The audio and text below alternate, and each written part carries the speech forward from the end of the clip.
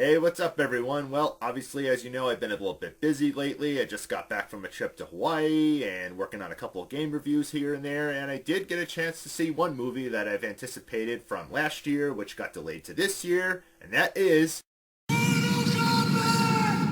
2.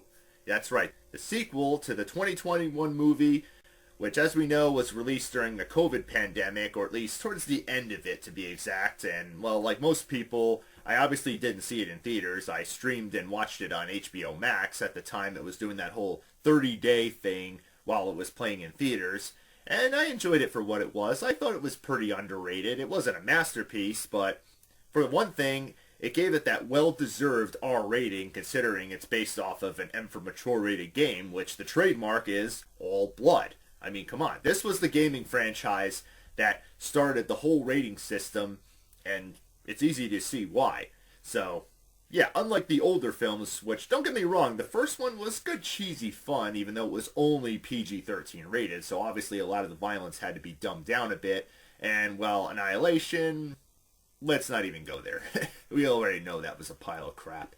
So, yeah, they gave it a fresh start, and after that, a sequel was finally released after one delay. I'm not 100% sure why, but I finally did get around to seeing it in the theaters. And, well, okay, I'll try to keep spoilers to a minimum. And, well, just like the first movie, it is R-rated. There's tons of blood, fighting, violence, and, of course, tons of F-bombs being dropped, and even middle fingers, especially out of the number one character that was hinted at the end of the first movie, Johnny Cage. That's right. Yeah, you see plenty of him in this movie. He's the typical hotshot, cocky, overconfident, jerky type of character with a lot of the wisecracks and everything like that, who's brought in to face off against the film's villain, Shao Kahn, who basically takes over after killing Katana's father and rules the entire world. And, well, okay, yeah. There are some flaws with this movie. It's not perfect. But there's a lot of characters, a lot of returning ones from the last movie. Most notably Jax, Sonya Blade, Raiden, Liu Kang, Shang Tsung, Kung Lao, Kano, as well as Cole, who we all know was the main character in the first movie, but in this film he's kind of pushed off as a bit of a side character, but he does get a good fight scene. Otherwise, yeah, a lot of returning characters. But of course we don't get Goro returning. As I said, it's Shao Kahn taking the reign and basically bringing hell to the whole entire world of Mortal Kombat. So it's all about the fights of the good side and the bad side.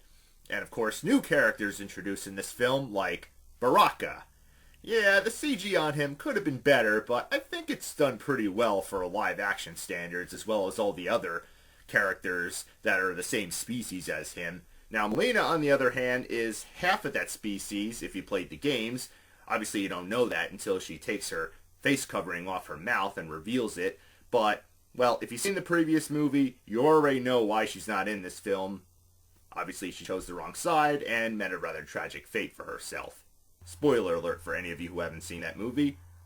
But we get Katana and Jade. They're basically sisters who were taken in by Shao Kahn. As I said before, Shao Kahn murders her father, and, well, she basically fakes being under his rule and taking his side, because you know it's just going to be a whole revenge thing to avenge her father's death and take the world back and try to kill him, but as you know, Shao Kahn is as powerful as hell. He even gets kind of a relic thing called an amulet that basically makes him immortal, as if he's not powerful enough.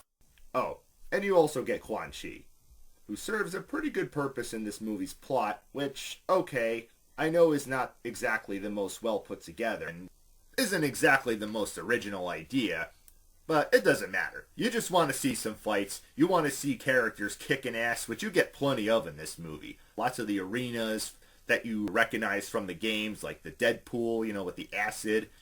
You get the spikes, you get the portal one, you get the one with all the lava, you get all the trademark moves from a lot of these characters, like with Sindel too. She also makes her debut in this movie franchise and does her famous scream, but she doesn't do the hair whip or anything, that you remember from the game. I mean, Sonya Blade does the energy rings that she keeps shooting out.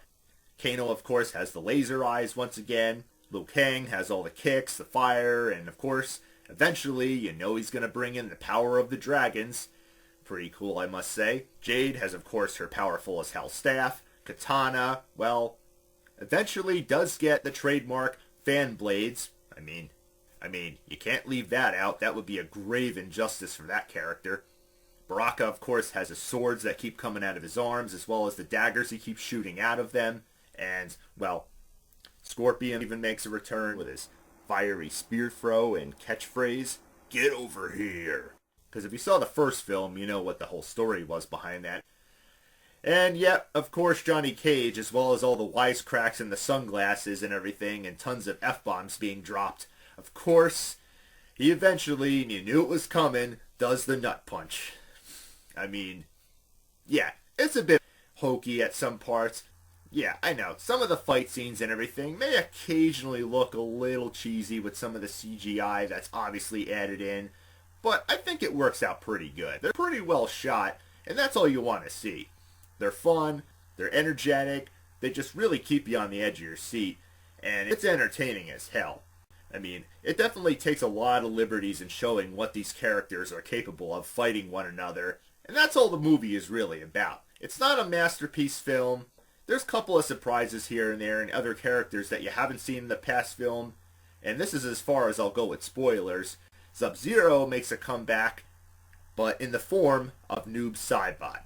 That was definitely something I didn't expect. Obviously, you know, it ends on not really a cliffhanger, but you know there's going to be a third film coming because this movie was a pretty big box office success. It actually made more money at the box office than the first one, considering we're not in the middle of a pandemic anymore, so that definitely helps there. And, well, a third movie, I'm all for it. I'd like to see some more characters like Shiva, or Borecho, or Nightwolf, or the robots Cyrax or Sector, Kenshi, or Smoke. I mean, the ideas are endless right here. Bring it on. I mean, this is a fight I definitely would love to see. And yes, it even has that kick-ass techno remix song, which obviously is not by the same original artist of the original 1995 film, but it sounds just as great as it did at the end credits of the first movie. Hell yeah. It's... And I'm glad I finally saw this one on the big screen. It was well worth it, trust me. If you're a Mortal Kombat fan, well, you're most likely not going to be disappointed. As I said, not a masterpiece, but it's just good, cheesy entertainment. And for an R-rated movie, I'd say it lives up to the hype. So, my final verdict is a rockin' Wii Remote Wii Motion Plus up and a plain Wii Remote up. Not a flawless victory, but a good fun time.